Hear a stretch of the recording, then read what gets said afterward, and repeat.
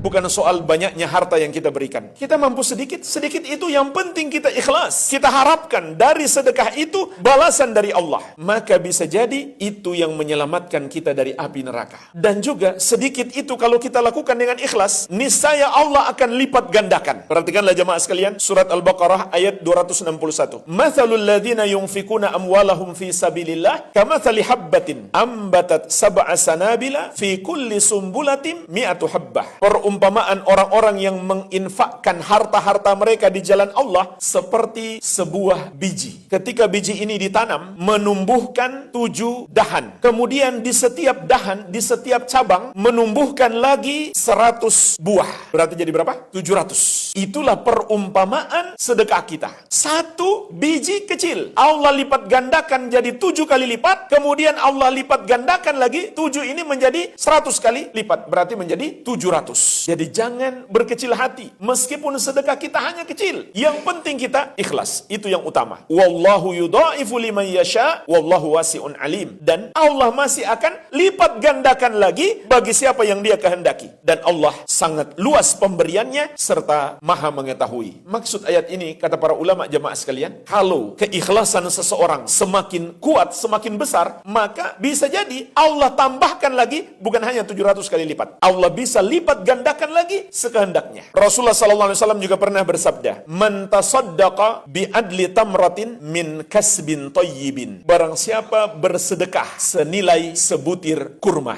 Perhatikan jemaah sekalian. Cuma sebutir kurma. Nggak ada apa-apanya bagi kita zaman sekarang. Kita keluarkan uang 50.000 langsung dapat setengah kilo kurma. Di sini Nabi SAW mengingatkan kita, barang siapa bersedekah dengan nilai sebutir kurma. Mungkin kalau diuangkan itu cuma 1.000 rupiah atau 500 rupiah. Tapi di sini ada syarat. Kata Nabi SAW, min kasbin thayyib, dari penghasilan yang halal. Wala yaqbalullahu illa thayyib, dan Allah memang tidak akan menerima kecuali dari penghasilan yang halal. Jadi jangan mengira hasil korupsi itu bisa dibersihkan. Tidak. Hasil riba itu bisa disucikan. Tidak. Karena ada orang kerjanya sebagai rentenir. Dia tahu itu salah, tapi dia beranggapan yang penting kan saya kasih sedekah ke anak yatim. Jamaah sekalian, itu tidak benar. Harta haram itu nggak bisa dibersihkan kecuali dengan cara kita serahkan semuanya kepada orang yang berhak menerima. Tapi kita ambil sedikit kemudian sedekahkan, itu nggak bisa membersihkan karena memang semuanya Allah tidak terima. Kata Nabi SAW, wala yaqbalullahu illa thayyib, Allah tidak menerima sedekah kecuali dari harta yang baik, harta yang halal. Wa innallaha yataqabbaluha biyamini. Maka kata Nabi SAW, sesungguhnya sedekah seperti nilai sebutir kurma itu Allah terima dengan tangan kanannya. Tsumma yurabbiha li sahibihi. Kemudian Allah kembangkan untuk pemiliknya. Kama yurabbi ahadukum faluwahu. Seperti seorang dari kalian merawat anak kuda kecil sampai menjadi dewasa. Begitu pula kata Nabi SAW, sedekah kita yang sedikit itu Allah akan kembangkan hatta takuna mithlal jabal, sampai pahalanya seperti sebuah gunung. Jadi jemaah sekalian, jangan pernah berkecil hati dengan sedikitnya sedekah kita. Bisa jadi pahalanya lebih besar daripada orang yang bersedekah banyak. Kenapa jemaah sekalian? Karena banyak sebab, banyak faktor. Di antaranya adalah yang paling penting, keikhlasan. Kemudian kesucian harta itu kita dapat dari yang halal. Meskipun sedekahnya banyak, tapi tercampur-campur dengan yang haram, itu memperkecil pahalanya. Tapi kalau itu haram semua, nggak dapat pahala sama sekali. Begitu pula jemaah sekalian, nilai pengorbanan